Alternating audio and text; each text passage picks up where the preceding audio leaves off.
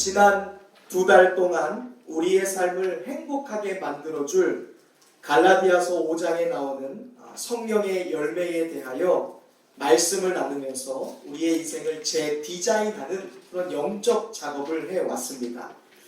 과연 우리가 지난 시간 동안 나눈 것이 어떠한 말씀이었는지 우리 함께 먼저 말씀을 읽고 함께 귀한 이야기를 시작해 보겠습니다. 우리 갈라디아서 5장에 나오는 성령의 9가지 열매 우리 함께 읽어보겠습니다. 시작! 오직 성령의 열매는 사랑과 희락과 화평과 오래 참음과 장애와 양성과 충성과 온유와 절제니 이 같은 것을 금지할 법이 없느니라. 아멘. 할렐루야. 아멘. 할렐루야. 아멘. 사랑이든 기쁨이든 오래 참음이든 충성이든 이 열매들이 가진 공통점이 있는데요. 그것은 우리가 아닌 성령님께서 우리로 하여금 맺게 하신다는 것입니다.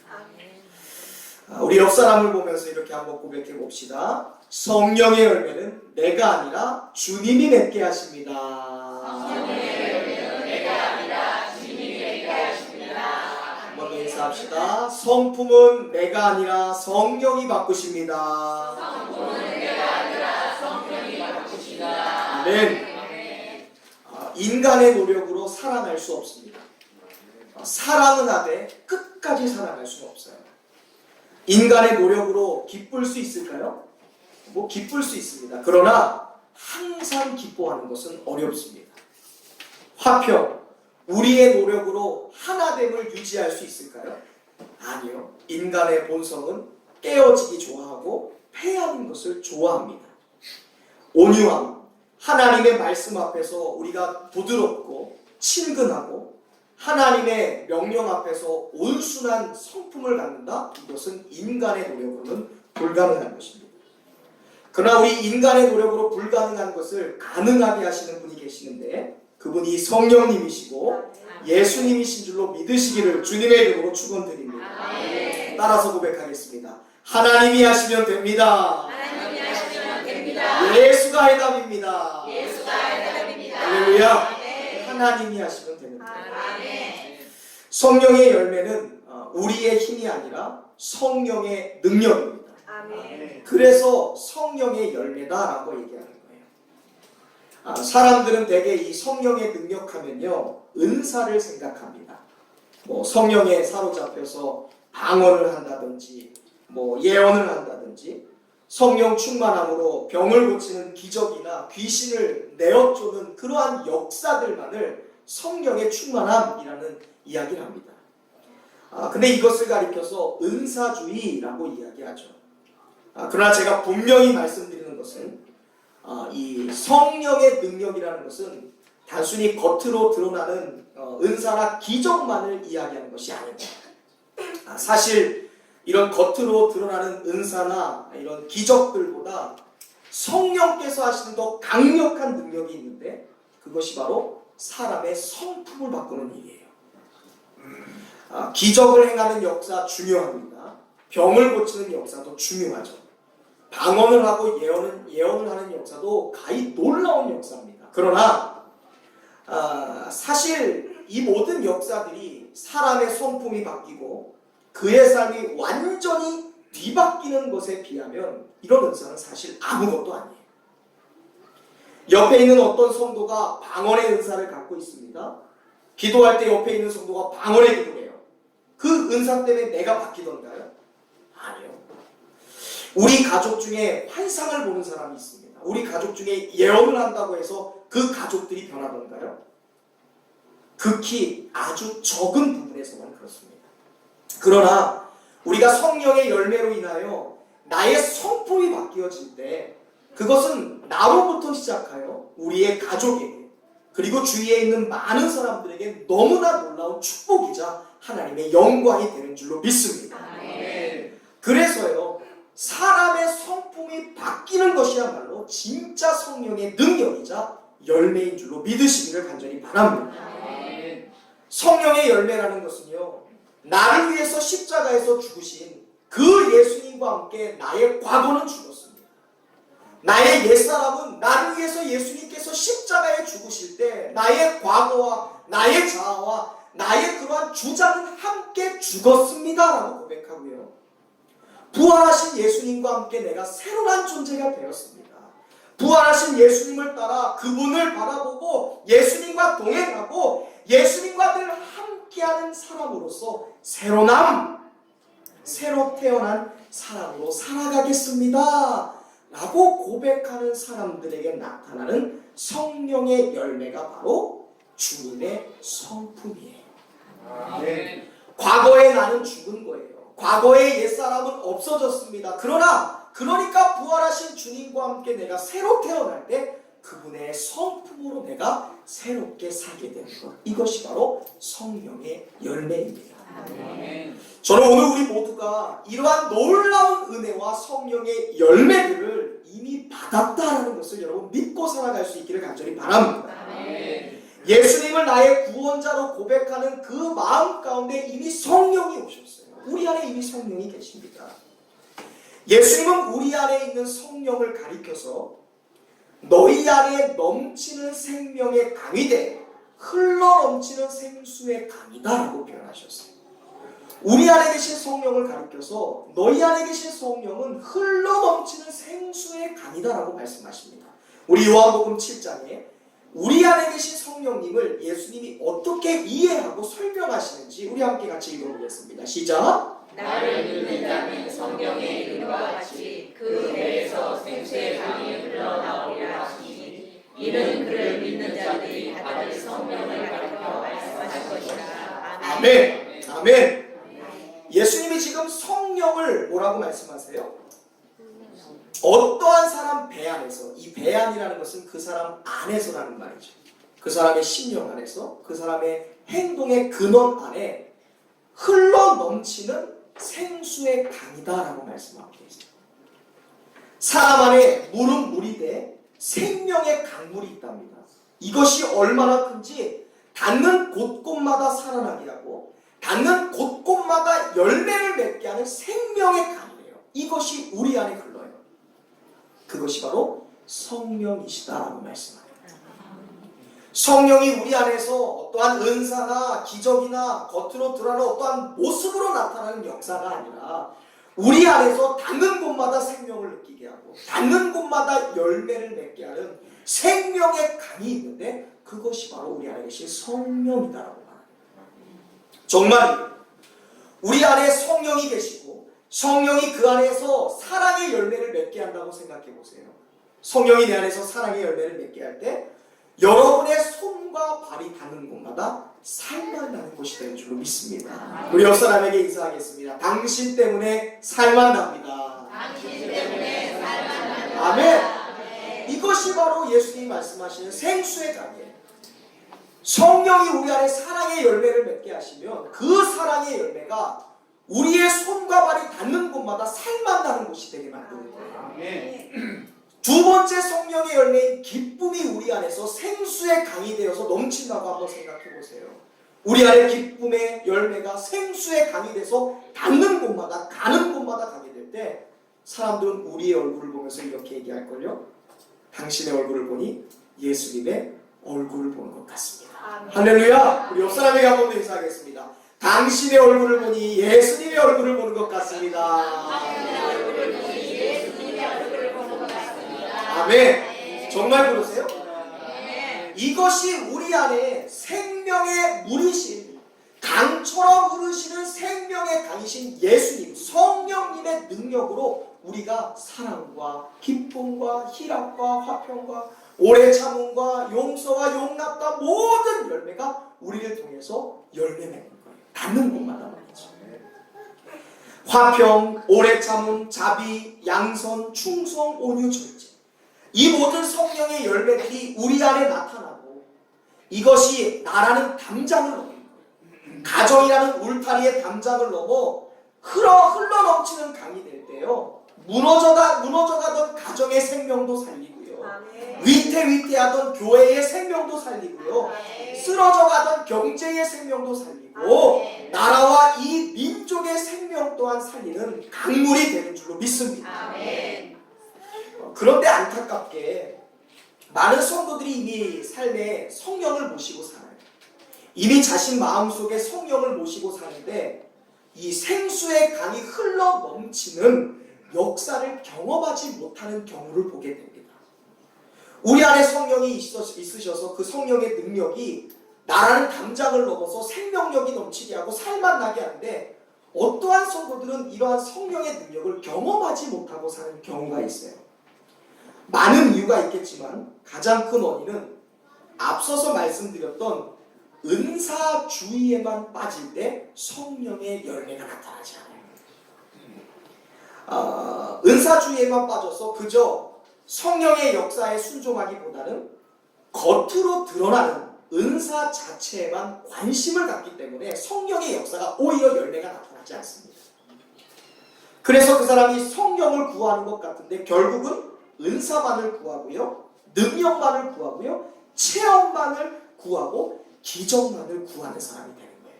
그러니까 성령의 열매가 살만 나게 하는 역사가 나를 통해서 역사가 되지 않아요. 개척 초창기 때 이런 은사주의를 가진 한 여자 성도님이 저희 교회를 방문한 적이 있습니다.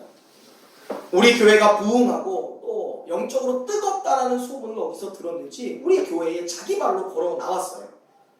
하긴 우리 새로운 교회가 얼마나 성령 충만합니까? 예배도 그냥 드리지 않죠. 기도도 대충 하고 끝나지 않습니다. 찬양도 아주 뜨겁게 하는 교회가 우리 새로운 교회 아닙니까? 할렐루야. 그러니까 이 교회 저 교회 은사주의만 찾아서 떠돌아다니던 이 사람이 우리 교회를 오니까 얼마나 좋아요. 이분이 단 몇 번의 예배를 드리면서 잃어버렸던 방언의 은사를 다시 회복했습니다. 그러니까 이분이 예배 때마다 막 찬양을 하는데 방언으로 막 찬양을 하기도 하고요. 성령춤이라고 하죠. 예배 드릴 때 막 성령에 취해서 이렇게 예배 드리면서 막 성령춤을 추면서 예배를 드립니다. 그런데 제가 그분을 딱 보니까요, 위태위태해요. 좀 불안불안해요. 그 은혜가요, 얼마 가지를 않아요. 예배 시간은 막 방언으로 찬양도 하고 기도도 하고 성령춤을 추는데 그 은혜가 이 교회 문턱을 넘지를 못해요. 은사주의의 한계를 뛰어넘지 못하더라는 거예요. 예배 시간에 성령의 은사가 나타나며 막 기쁨에 사로잡혀서 놀라고 흥분합니다. 영적 체험이 있으니까 그런 거죠. 황홀경에 빠져요. 그런데 문제는 이분의 은사가, 그 은혜가 당장 교회를 못 넘어가는 거예요. 제가 그분의 삶을 진단해 보니까요, 말씀에 순종하진 않아요. 은사는 좋아하고 체험은 좋아하고 기적은 원하는데 받은 체험만큼 말씀에 입각한 삶을 가정에서, 자기의 직장에서, 삶에서 살아내지를 못하는 거예요. 그 삶의 내용이 하나님의 말씀과는 전혀 무관심해요. 말씀에 순종하지 않아요. 그리고는 은사 자체에만 관심을 갖습니다. 그러니까 은사가 없어지면은 이곳저곳을 떠돌아다니는 거예요. 더 큰 은사와 더 큰 체험만을 원하는 것입니다. 목사님 이 찬양 해주시면 안 돼요? 목사님 이 찬양 함께 부르면 안 돼요? 라고 얘기하는데 이 말씀대로 삽시다. 우리가 이 말씀대로 순종합시다 라고 하면 콧방귀도 안 껴요. 예배를 드리면 뜨거운 은혜를 간구하는 것 같지만 실제로 교회에 와서 은사만을 구하고 체험만을 구하다가 그냥 쑥 하고 가버리는 거예요. 그러니까 세상에 나가자마자 미혹이 시작되는 거예요. 왜냐? 세상에는요 체험이 없거든요. 세상은요 악에 빠진 곳이기 때문에 은사가 나타나지 않거든요. 생각해보세요. 직장에서 방언 기도하면서 직장 근무할 수 있어요? 가정에서 뭐 신유 은사, 환상, 성령 춤추면서 가정 돌볼 수 있습니까? 안 돼요. 그러니까 세상에 나가자마자 미혹받는 거예요. 수많은 사람들이 실제로 강력한 은사를 체험했지만 반대로 강력한 미혹을 받는 이유가 여기에 있습니다. 우리가 신앙생활하면서 우리에게 은사가 나타날 때가 있어요. 환상을 볼 수도 있고요. 예언과 방언을 할 수도 있고요. 신유의 은사를 가질 때도 있을 것입니다. 그러나 그 순간에 우리가 반드시 기억해야 될 것은요, 은사 자체가 아니라 주님이라는 사실 여러분 기억할 수 있게 되기를 간절히 바랍니다. 은사를 느끼고 성령의 체험이 있고 기적의 체험이 있고 체험적인 신앙을 느끼는 그 순간에도 우리가 늘 기억해야 될 것은 주님이에요. 주님 안에서 은사가 해석되어야 되는 것이죠. 바로 여기에서 이 절제라는 열매가 필요합니다. 그동안 교회이든 개인이든 성령의 강력한 은사의 체험이 있었습니다. 그래서 부흥이 일어났어요. 그러나 반드시 나중에 미혹을 받아서 시험에 빠지는 이유가 무엇인가? 은사는 기억하고 체험은 중요하게 여기는데 주님을 바라보지 못해서 그런 거예요. 절제가 없는 것이죠. 주님을 바라보지 못하고 말씀을 바라보지 못하니까 그 받은 은혜와 그 받은 체험에 대한 절제가 없어요. 그러니까 무너지는 거예요. 다시 말해서 주님의 뜻과는 상관없이 기적만을 바랍니다. 주님의 마음과는 상관없이 체험만을 바래요. 주님의 말씀과는 상관없이 역사만 일어나기를 바라는 것, 이것이 미혹의 시작이에요. 우리가 절제라는 단어를 사용했는데 이 성경의 9열매 중에 이 9번째 열매인 절제는요, 헬라어로 엥크라테이아라는 말입니다. 우리 한번 따라해 볼까요? 엥크라테이아. 이 엥크라테이아라는 말은요, 뜻이 자제, 제어, 억제라는 뜻을 가지고 있어요. 자제, 제어, 억제. 이 엥크라테이아라는 단어는요, 신약 성경에 4번이 나오는데요, 이 엥크라테이아라는 단어는 모두가 성도와 예수님의 관계, 그리고 성도와 하나님의 관계성을 나타내는 단어로 쓰였어요. 그러니까 이 엥크라테이아는 단순히가 우리가 먹고 싶은 것을 억누르는 그런 금식이나 하고 싶은 것을 억누르는 금욕이나 하고 싶은 말을 자제하는 금언과 같은 신체적이고 감정적인 억제를 말하는 것이 아니에요.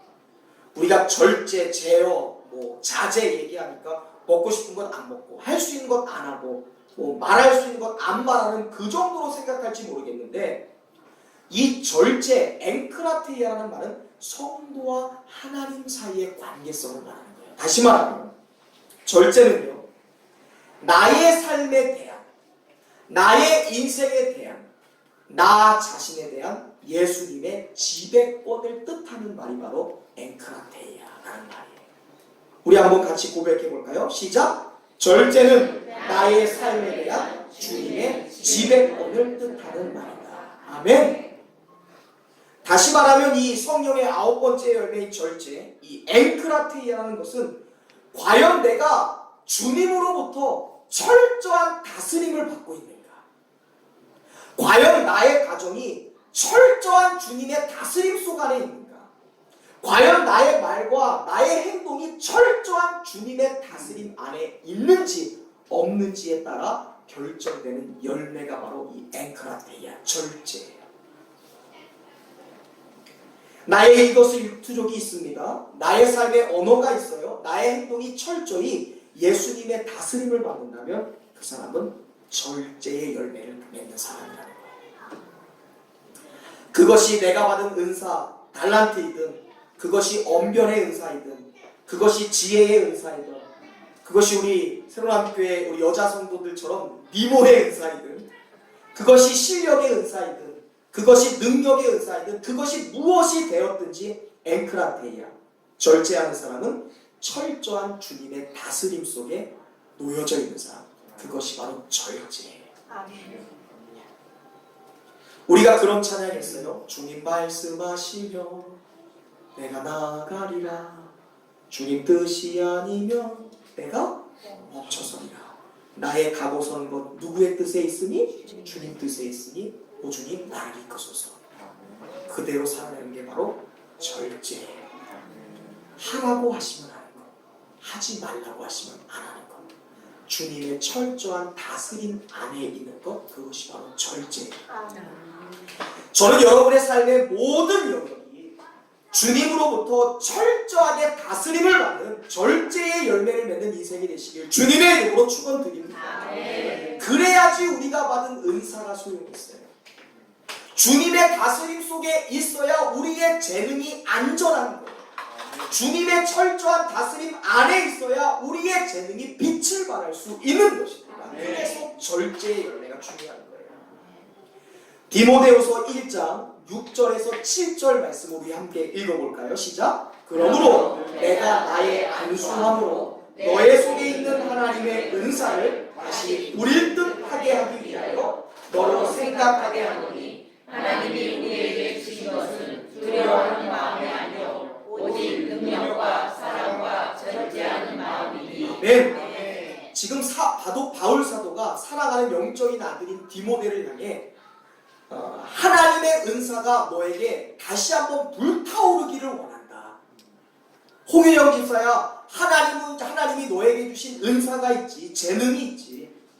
우리 박상우 성도야, 하나님이 너에게 주신 재능이 있어. 그 재능이 폭발적으로 사용되기를 원해. 그 일을 위해서 하나님이 너에게 주신 것이 있는데 그것이 바로 뭐예요? 사랑하는 마음이고 능력과 절제하는 마음이다라고 얘기합니다.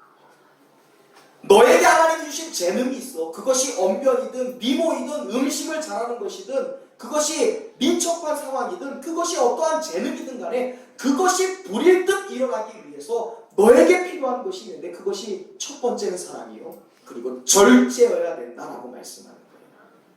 절제를 통해 은사가 자라난다. 절제를 통해 은사가 사용된다라고 말씀하고 있는 거예요. 어떠한 은사든 주님이 통제할 수 있어야 그것이 진정한 은사다라고 말합니다. 말을 잘하는 사람이 여러분의 가정에 있어요, 없어요? 있어요. 이 사람이 말하면 문제가 탁 조용히 되고 탁 스톱되고 정리가 딱 되는 그런 언변의 은사가 있는 사람이 있어요. 뭐든 속 시원하게 말로 풀어내는 사람들이 있습니다. 그런데 생각해 보세요. 이 사람의 말이요, 하나님의 다스림 안에 없다라고 생각해 보세요. 그렇다면 하나님은 입을 다물라, 말하지 말라 하시는데 자기가 하고 싶은 말을 마음껏 내뱉는 거예요. 그럼 어떤 일이 일어날까요? 결국 이 사람은 앵크라테이 하지 못해서 언변의 은사가 열매 맺는 것이 아니라 그 입술의 말 때문에 망하게 돼요.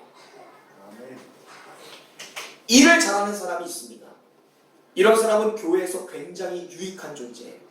뭐든 이 사람이 일을 하면 싹싹싹싹 해결되는 분들이 계세요. 그런데요, 그 사람의 성품이 주님의 다스림을 받지 못한다고 생각해 보세요. 일은 잘하는데 어떠한 일이 일어날까? 주님은 온유하라, 끊임없이 겸손하라 하시는데 일하면서 자기 하고 싶은 대로 성격을 다 드러내요. 그러면 결국 그는 앵크라테이야, 절제하지 못해 수고하고 봉사하여 얻게 되는 존경과 영광이라는 열매를 거두지 못하는 사람이 되는 거예요. 그냥 조용히 헌신하고 조용히 봉사했으면 수많은 사람들이 와 대단해, 영광을 얻게 되고 존경받을 텐데 앵크라테이야, 주님의 다스림 안에 있지 못해서 모든 영광과 존경을 상실해버리게 되는 것이죠. 따라서 여러분, 어떠한 능력이 되었든지 앵크라테이야, 그 능력이 예수님의 컨트롤, 다스림 안에 있을 때 그것이 진정한 능력이고 진정한 열매가 되는 줄로 믿을 수 있기를 주님의 이름으로 축원드립니다. 아멘. 이제 우리의 삶에서 이 절제라는 열매가 얼마나 중요한지 아시겠어요? 우리가 가지고 있는 재능이 빛을 발하기 위해서 주님의 다스림 안에 있어야 돼요. 목회도 그렇고요, 가사를 돌보는 일도 그렇고요, 엔지니어의 일을 하는 것도 그렇고요, 수많은 일들이 주님의 다스림 안에 있어야 열매 맺는 거예요. 그래서 많은 열매 중에 이 절제라는 열매가 가장 마지막에 있는 거예요. 사랑이라는 열매보다 절제가 중요하지 않아서 마지막에 있는 게 아니에요. 인내, 오래 참음이라는 열매보다 절제가 하등하기 때문에 뒤에 있는 게 아니에요. 모든 열매를 지금까지 다 맺어왔어도 하나님의 다스림 안에 없으면 절대로 열매 완료할 수 없기 때문에 마지막 절제가 있는 거예요. 사랑의 열매를 맺었어요. 그런데 그 사랑의 열매가 앵크라테이아, 주님의 다스림 안에 없을 때 그것은 위험한 사랑이 되는 것이죠. 기쁨의 열매를 맺었지만 앵크라테이아, 그 기쁨이 주님의 다스림 안에 없을 때 그것은 기쁨이 아니에요. 그래서 절제가 마지막에 있는 거예요. 절제라는 열매는 다른 성령의 열매가 어떻게 맺어지는지를 볼 수 있는 현미경과도 같은 열매입니다. 그리고 다른 열매가 맺어지게 하는 열매인 거예요. 여러분, 예수님도 이 땅에 계실 때 이 앵크라테이아, 하나님의 다스림 속에 있었다는 것 여러분 알고 계세요? 예수님도 하나님으로서 인간의 모습으로 이 땅에 오셨지만 예수님도 철저히 자기 마음대로 사셨던 게 아니에요. 하나님의 다스림 안에 계셨어요. 예수님께서 십자가에 달려 돌아가시기 전날에 제자들과 함께 유월절 만찬이라는 것을 하셨습니다. 그리고 마가의 다락방에 모이셨어요. 그리고 식사를 나누던 중에 예수님께 큰 깨달음이 있었어요. 우리 뭔가 그런 거 있지 않습니까? 갑자기 뭔가 어떤 느낌이 있거나 어떤 영감이 딱 있는 거예요. 갑자기 어떤 새로운 기분이 들 때가 있잖아요. 예수님도 식사를 하던 도중에 그런 느낌이 드셨습니다. 먼고 하니 온 우주 만물을 만드신 하나님의 힘과 능력이 예수님 손에 넘겨졌다는 것을 느꼈어요. 순간 하나님이 모든 우주 만물을 다스릴 수 있는 권한과 능력을 예수님의 손에 맡기신 것을 예수님이 식사하는 도중에 느끼신 거예요. 예수님이 십자가에서 달려 돌아가시기 전날 모든 것을 이제 마음대로 호령할 수 있고 다스릴 수 있는, 주무를 수 있는 힘과 권력이 자신에게 주어졌음을 느끼시는 거예요. 여러분에게 만약 이러한 능력이 주어지면 여러분 뭐 하고 싶으세요? 세상을 다스릴 수 있는 이 능력과 권한. 현명소들이 그만서 이렇게 웃으시는데 저는 여러분에게 한 10억씩 주고 싶어요. 아멘 하는 분들만. 저는 여러분에게 한 10억씩 주고 싶어요. 너무 작나요? 좀 작습니다. 그리고 저는 부천에서 예수 믿지 않는 모든 사람들을 우리 교회에 다 불러보고 싶어요. 근데 예수님은 그 위대한 어마어마한 능력을 손에 넣으신 순간 뭘 하셨을까요? 만약 예수님께서 사람을 모으고 싶었던 것에 관심이 있었다면, 인기 얻고 싶은 것에 관심이 있었다면, 그리고 사람들의 반응이나 기적을 즐기셨던 분이라면 모르긴 몰라도 제자들 내팽겨치고 밖으로 뛰어나가셨을 것 같아요. 그 순간에. 그리고 사람들 앞에서 돌들로 떡을 만드는 기적을 베푸셨을 거예요. 그럼 사람들이 어마어마하게 막 와 환호성하고 따라오지 않겠습니까? 인기를 즐기셨다면. 예수님이 권력을 좋아하셨다면 그 순간에 세계에서 가장 강력한 코끼리, 낙타, 악어 순간 내 앞에 다 이렇게 나오게 하면서 코끼리, 그 인도 코끼리 큰 것 타고 아마 제 생각에는 권력을 좋아하셨다면 왕으로서 군림하면서 예루살렘 성적을 부시면서 아마 입성하셨을 거예요. 권력을 좋아했다면. 그런데 성경에는 예수님이 그러하셨다라고 이야기하지 않아요. 창조주의 힘을 손에 넣은 그 순간 예수님이 하신 일은 우리가 절대로 생각해보지 못한 일이었고 당시의 제자들은 상상조차 하지 못한 일이었어요. 오히려 예수님은 저의 생각과 우리의 생각과 정반대로 행하셨어요. 그것이 무엇이었는지 요한복음 13장 3절, 오늘 우리가 읽었던 본문의 말씀을 한번 읽어볼게요. 시작! 저녁 먹는 중 예수는 아버지께서 모든 것을 자기 손에 맡기신 것과 또 자기가 하나님께로부터 오셨다가 하나님께로 돌아가실 것을 아시고 저녁 잡수시던 자리에서 일어나 겉옷을 벗고 수건을 가져다가 허리에 두르시고 이에 배아에 물을 떠서 제자들의 발을 씻으시고 그 두르신 수건으로 닦기를 시작하여. 아멘. 여러분의 머리에 이제 많은 그림들이 그려져야 돼요. 지금 온 우주 만물을 창조하신 그 권력자 창조주의 힘이 예수님의 손에 놓여져 있어요. 그때 예수님께서 뭘 하고 계실까요? 슬그머니 대야를 가져다가 제자들의 뭐를 닦이고 계세요? 발을 씻기고 계세요. 세종씩 하는 거예요. 우리가 성경 이야기를 잘 알잖아요. 그리고 교회에서 우리도 매년 세족식을 해가니까 주님이 행하신 이 세족의 의미가 얼마나 중요한지를 이미 알고 있어요. 근데 당시 제자들 입장에서 지금 생각해 보세요. 제자들은 지금 유대를, 로마의 치하에 있었던 유대를 뒤엎어야 될 상황이에요. 지저스 킹덤, 예수님의 세상이 도래할 것을 기다렸던 세상 사람들이에요. 예수님이 빨리 왕권에 앉으시고 왕의 권한을 가지셨으면 좋겠다라고 생각했던 사람들이 제자들이에요. 그런데 제자들 입장에서 랍비, 선생 중에 선생이신 예수님께서 종들이나 하는 일을 자처하고 계시는 거예요. 그리고 자신의 발을 씻기시는 그 장면에 지금 놓여 있는 거예요. 도무지 이해가 되지 않고 도무지 믿어지지 않은 해괴한 행동을 예수님이 하시는 거예요. 이게 얼마나 이해가 되지 않는지 6절 이하에 보면 베드로가 손사래를 칩니다. 완전히 막 절대 그러실 수 없어요. 뭐 하시는 거예요 지금? 지금 예수님 제 발을 씻기시면 안 되죠. 이건 종이나 하는 일이에요. 선생님 이제 로마를 정복시키시고 유대의 왕이 되어셔야 될 선생님께서 어떻게 하인이 되셔서 제 더러운 발을 씻기세요? 이거 하시면 안 돼요.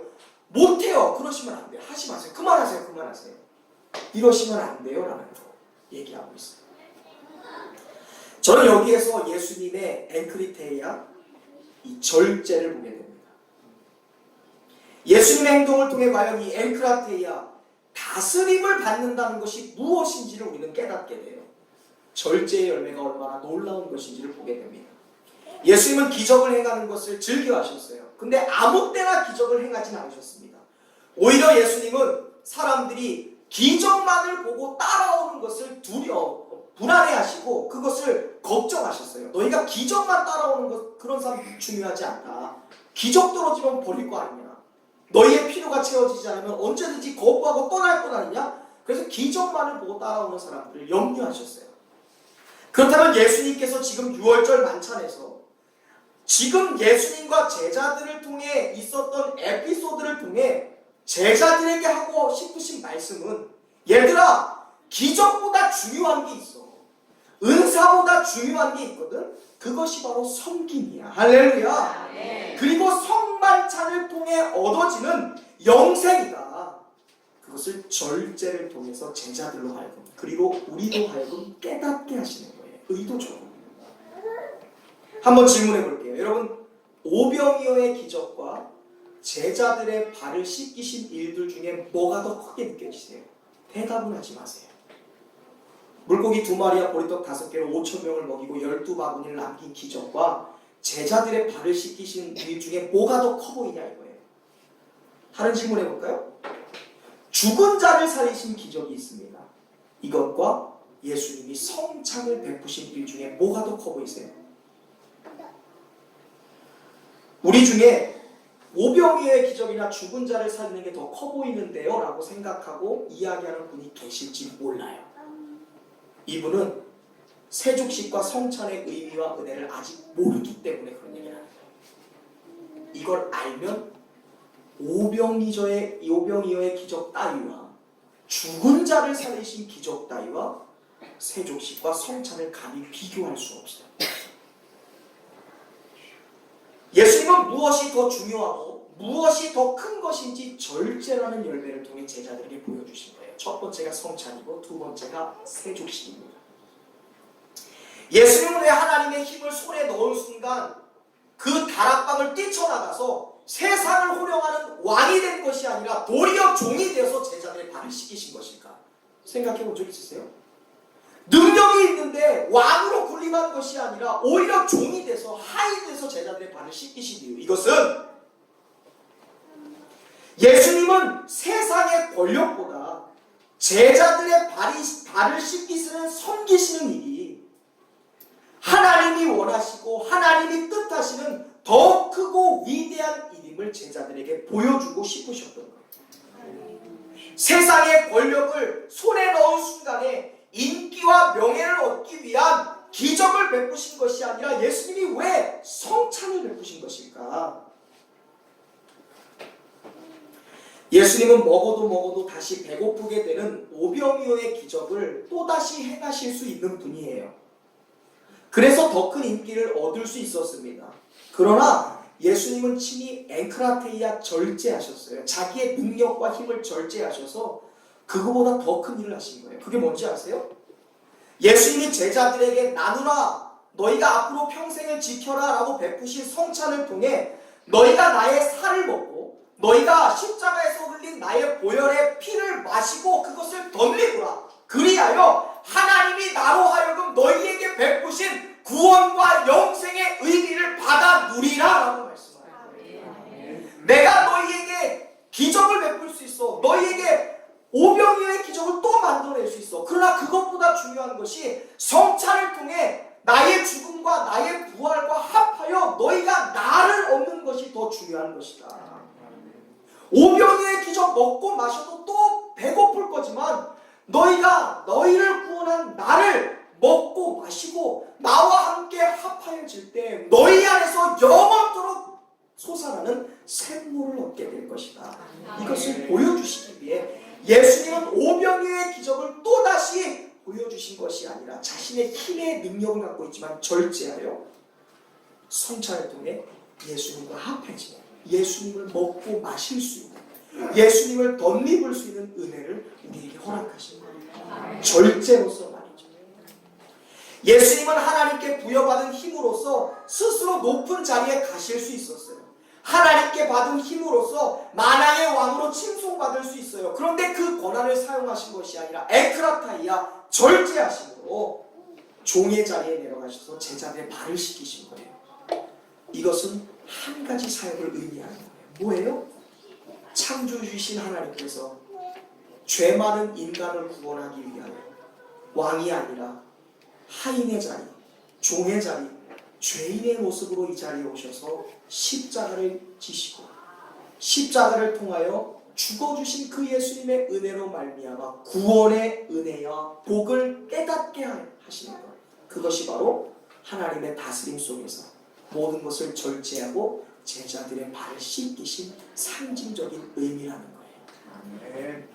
내가 나의 힘을 사용하여 왕이 될 수 있지만 내가 왕의 자리, 천국의 자리에 있는 것이 아니라 하인의 자리에 내려와 너희의 발을 씻겼듯이 창조주신 하나님께서 나를 이 땅에 보내셔서 나로 하여금 작은 자, 죄인의 자리에서 너희를 위해 십자가를 지게 하시고 이 십자가를 통과하여 너희가 죄 용서받고 하나님의 보좌 우편에 가고 하나님의 자녀가 될 수 있다는 것을 느끼고 경험하기 위해 예수님은 힘을 절제하셔서 제자들의 발을 씻기신 거예요. 우리는 이러한 예수님의 모습 속에서 앵크라테이아, 철저한 하나님의 다스림 속에 계셨던 예수님의 모습을 보게 되는 거예요. 예수님이 절제하셨다면 그것은 우리에게 기적이나 은혜를 주지 않기 위해서가 아니라 그 기적과 은혜보다 더 크고 중요한 것이 있다는 것을 말씀해 주시기 위하여 예수님은 철저히 자신을 앵크라테이아, 하나님 다스림 속 안에 집어넣으셨다는 거예요. 내가 할 수 있지만 하지 않는 거예요. 나의 주장보다 더 크신 하나님의 뜻이 있거든요. 내가 먹을 수 있지만 먹지 않는 거예요. 하나님의 다스림 안에 있는 거예요. 하나님의 더 크신 뜻이 있기 때문에. 마태복음 26장 53절 보세요. 너는 내가 내 아버지께 구하여서 지금 12군단 더 되는 천사를 보내시게 할 수 없는 줄 아느냐? 이게 예수님께서 예수님의 배반자였던 가룟 유다의 은 30에 팔려서 로마 병사에게 잡혔을 때 베드로가 지금 예수님이 잡혀가니까 이 제사장의 종이었던 그 말고의 길을 딱 자르면서 예수님 잡아가지 말라고 칼을 들고 지금 예수님을 보호하는 그 장면이에요. 그 장면 뒤에 예수님이 말씀하는 거예요. 야, 그만 가만히. 너 내가 바보여서 힘이 없어서 잡혀가는 것 같아? 내가 지금 당장 하나님께 구해서 12군단이 되는 천사를 보내서 그 천사로 하여금 이 장면을 빠져나가지 못할 것 같아? 나 힘 있어. 지금 당장도 이 자리에서 빠져나갈 수 있어. 근데 왜 안 하는 줄 알아? 내가 왜 절제하는 줄 알아? 내가 왜 앵크라테이아 하는 줄 알아? 예수님께서는 이 힘을 사용해서 빠져나가는 것보다 더 중요한 하나님의 다스림의 목적이 있었어요. 그것이 바로 십자가 지시는 것이에요. 당장이라도 로마 병사들 다 쓰러뜨릴 수 있어요. 묶인 것 풀으실 수 있어요. 십자가에 달리신 것 그 자리에서 내려올 수 있는 힘을 갖고 계세요. 그런데 왜 사용하지 않고 앵크라테이아 하셨을까? 죽으셔야만 우리를 살리실 수 있기 때문에 그것이 하나님의 뜻이고 그 하나님의 뜻의 다스림 안에 있기 위해 그 권력과 힘을 친히 사용하지 않은 거예요. 절제의 열매가 우리를 구원하는 능력이 된 줄로 믿습니다. 이것이 절제예요. 할 수 있지만 하나님의 컨트롤, 다스림 안에 있기 위하여 그만두는 것이에요. 절제. 더 큰 하나님의 역사를 위하여 사람의 판단과 욕망과 열심을 버리는 것, 이것이 바로 9번째 열매인 엔크라테이아 절제입니다. 절제는요, 더 이상 자기 마음대로 자기 감정대로 살지 않게 되었다라는 말이에요. 이제는 철저히 주님이 하시는 대로 하라는 대로 하겠다라는 마음이에요. 왜? 내 안에 이미 성령이 계시고 예수님이 계시니까. 그런데 그런 생각을 하죠. 우리가 여행을 가는데 회사 사장님과 같은 방을 쓰면서 여행한다고 생각해 보세요. 굉장히 까다로운 직장 상사와 같은 방을 쓰면서 여행한다고 생각해 보세요. 편해요, 안 편해요? 박사로서도 딱 싫어요. 목사님 상상하기 싫어요. 그런 출장은 포르투갈이라도 가기 싫어요. 부담스럽죠. 혼자라면 눕고 싶을 때 누워요. 보고 싶은 거 봐요. 먹고 싶은 거 먹고요. 자고 싶을 때 마음대로 자겠지만 사장과 함께 있고 까탈스러운 직장 상사와 함께 있다면 자유롭지 못하죠. 매사 내가 하고 싶은 것이 아니라 하자라는 대로 해야 돼요. 마음대로 하지 못하는 게 힘이 들어요. 그렇게 이야기하는 성도들을 봅니다. 내 안에 성령님이 계시죠. 내 안에 예수님이 함께 하시는데 그분을 늘 생각하고 그분과 늘 함께하는 것이 마치 직장 상사와 함께하는 것처럼 부담스럽다라고 얘기하는 분들을 종종 만날 때가 있어요. 목사님 알긴 알겠어요. 근데 때로는 주님이 일거수일투족 함께 계시다는 것을 느끼고 그렇게 고백하고 살아가는 게 마치 숨 막힐 것 같아요 라고 해보지도 않고 미리 이렇게 생각하는 분들을 만날 때가 있습니다. 정말 그럴까? 예수님을 늘 함께 느끼고 모든 순간에 예수님을 인식하고 사는 것이 숨 막히는 일들일까요? 천만에요. 몰라서 하는 이야기예요. 물론 우리가 마음대로 하지 못하는 것에 대한 부담감은 있을 수 있어요. 예수님이 늘 함께 하시고 내 앞에 계시고 눈을 시퍼렇게 뜨고 나를 쳐다보고 계신다고 하니까 마음대로 하지 못할 때가 있습니다. 그게 부담스러워요. 그러나 우리의 인생이 망가지는 대부분의 이유가 내 마음대로 하기 때문이다라는 것을 알면은 생각은 이게 달라질걸요? 마음대로 말했고 마음대로 판단했고 마음대로 행동했고 마음대로 결정하고 내가 하고 싶은 대로 행동했던 결과가 우리의 인생을 삐걱거리게 만들었다는 것을 아는 사람은요, 오히려 예수님과 함께하는 것이 더 안전하고요, 더 정확하고요, 더욱더 확실하다는 것을 분명히 깨닫게 돼요. 마음대로라는 의식 때문에 결국 인간에게 죄가 들어온 것 여러분 기억하세요? 아담과 하와가 주님을 떠나서 주님의 말씀을 뒤로 하고 내 마음대로 먹을 거야 라고 생각한 순간 인간에게 죄가 들어왔어요. 삶에서 주님을 의식하고 주님을 바라보고 주님과 늘 동행한다는 것은요 결코 부담스럽지 않아요. 오히려 안전해요. 할렐루야. 네. 주님과 동행한다는 것은 오히려 완벽한 일이에요. 주님을 느끼면서 살아가는 것은 무엇보다 확실한 거예요. 예수님과 함께 있다는 것이 부담스럽다고 느끼는 것은 예수님과 함께 살아보지 못해서 그러는 거예요. 어제요 우리 박상우 성도와 양보라 성도가 결혼했어요. 뜨겁게 박수하겠습니다. 진짜 하나님과 증인들 앞에서 선언해서 부부가 되었어요. 잠은 좀 주무셨어요? 피곤했을 것 같아요. 제가 경험에서 나와서 하는 말이에요. 높아심은 아닙니다. 신혼부부가 되면요 분명히 공통적으로 느끼는 게 있어요. 좋은 건 좋은데 먼 거 아니 아침에 일어날 때 내 옆에 누군가 있다는 게 좋아요. 좋은데요 때로는요 좀 이상하게 느껴질 때가 있어요. 부담스러울 때가. 언제인 줄 아세요? 밤새 배가 부글부글 끓는 거예요. 혼자 있으면 화장실 가죠. 혼자 가스 배출해야 되는데 결혼하고 보니까 턱하니 누군가 사람이 옆에 있는 거예요. 그래서 어떤 아내들은 심지어 결혼해서요 한 1년 동안을 남편이 집에 있으면 화장실은 못 가고요 아파트 상가 화장실에 가서 일을 해결하고 온 분들도 계십니다. 저희 집 이야기는 아니에요. 절대 아니에요. 근데 생각해보면 화장실에서도 베란다에서도 작은 방에서도 결혼하면 편하게 못 끼고 못 사니까 도통 불편한 게 아니죠. 양보라 선생님이 텄어요? 근데 몇 년 살아보세요.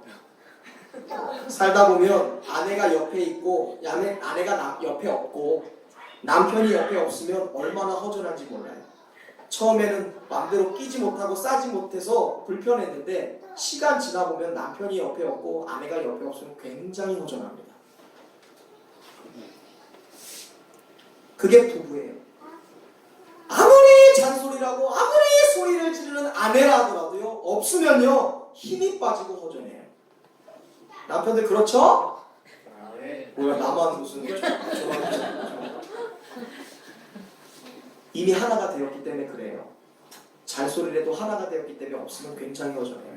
소리를 하도 질러도요 이미 하나가 되었으니까 없으니까 굉장히 힘이 빠져요. 없으면. 이렇듯 우리가 부부 사이에서 경험하는 내용들은요 대부분 하나님과 우리 사이에 경험할 수 있는 모든 내용이기도 합니다. 주님과 동행하는 것은요 세상 어느 것과 비교할 수 없는 복된 것인 줄로 여러분 믿을 수 있기를 바랍니다. 절대로 불편하지 않아요. 오히려 하나님은요 우리를 너무나 잘 알고 계세요. 나보다 나를 더 잘 알고 있어요. 주님은 우리를 숨막히게 하는 분이 아니에요. 왜냐하면 나를 너무나 잘 아니까요 감출 것이 없는 거예요. 숨길 것이 없어요. 내가 상우 오빠 앞에서 모르고 뽕 하면 난 어떻게 생각할까? 연기할 필요 없어요. 내가 무슨 뭐 그런 거 있잖아요. 우리 어렸을 때 좋아하는 애 있으면 쟤는 화장실도 안 갈 것 같고 그런 생각하지 않습니까? 하나님은 다 아세요. 너도 끼고 싸고 할 거 다 아는 거야. 그러니까 숨길 일이 없어요. 뭐하러 숨겨요? 불편한 일이 없는 거예요. 나보다 나를 잘 아시니까. 변명할 것도 없어요. 꾸밀 것도 없어요. 그러한 하나님, 나보다 나를 잘 아시는 하나님과 함께 하는데 어찌 불편할 수 있어요? 오히려 편한 것이죠. 오히려 안전한 것이죠. 너 배 아프지? 내가 있어서 신경 쓰여? 내가 잠깐 나가 있을게. 나가주세요. 너 배 아프지? 화장실 가려고? 내가 이어폰 끼고 노래 듣고 있을게 해주신다니까요. 그러니까 더 불편한 게 아니라 안전해요. 주님과 동행한다는 것은 이렇게 편하고 행복한 일이에요. 이것이 실제가 된 사람은 삶에서 절제의 열매가 맺어지더라. 내가 주님을 바라보고 내가 주님을 내 마음속에 모시고 산다는 게 믿어지면 내 삶에 주님이 함께 하신 것을 믿고 의식하는 사람은 말이나 행동에 앵크라테이아 절제하게 되어 있어요. 주님이 나와 함께 하시니까, 주님이 내 앞에 지금 함께 하시니까, 주님이 이 예배 가운데 나의 직장에서 나의 삶에 내가 운전하는 중에 내가 대화하고 내가 행동하는 중에 함께 계시는 것을 아니까 그 안에서 주님을 의식하게 되더라. 그래서 나의 삶이 주님의 다스림 가운데 있더라. 그래서 그 절제의 열매로 사랑도 기쁨도 화평도 인내도 자비도 양성도 충성도 온유도 맺게 되더라. 그리하여 결국 우리의 성품이 바뀌는 역사가 있게 되더라. 그래서 성령의 열매가 나타나는 거예요. 주님을 의식할 때 우리의 성품이 드디어 바뀌게 되는 거예요. 사랑하는 성도 여러분, 주님에게 동행하는 것, 우리에게 필요한 것은 늘 주님과 동행하고 주님을 의식하는 일인 줄로 믿습니다. 예수님과 동행하기 때문에 내 마음대로 말하지 않고 예수님을 의식하기 때문에 내 마음대로 행동하지 않는 것, 그것이 바로 성령의 9번째 열매의 절제입니다. 우리는요 지난 8주간 오늘까지 9주 동안 갈라디아서 5장에 나오는 성령의 9가지 열매에 대한 말씀을 나누었습니다. 사랑의 열매는, 성령의 열매는 성령의 능력이에요. 성령의 열매는 우리의 성품을 바꾸시는 축복의 선물입니다. 사랑, 나와 관련된 나의 가족만을 사랑하던 사람이요 이제 담장을 넘어 모든 사람을 사랑하게 되는 거예요. 이게 사랑이에요. 히라, 도저히 기뻐할 상황이 아니던 사람이 어떠한 형편에 놓여있듯 자신 안에 있는 구원의 감격으로 말미암아 그 안에 기쁨을 잃어버리지 않는 사람이 되는 것, 이게 성령의 두 번째 열매 희락이에요.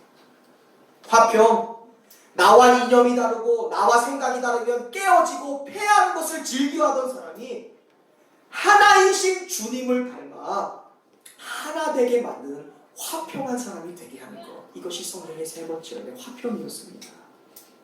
오래 참음, 매사에 걱정만 하고 염려하고 매일 조급해하던 사람이 어떠한 시련을 만나든지 견고히 서고 끝까지 견디는 인내의 사람이 되는 거.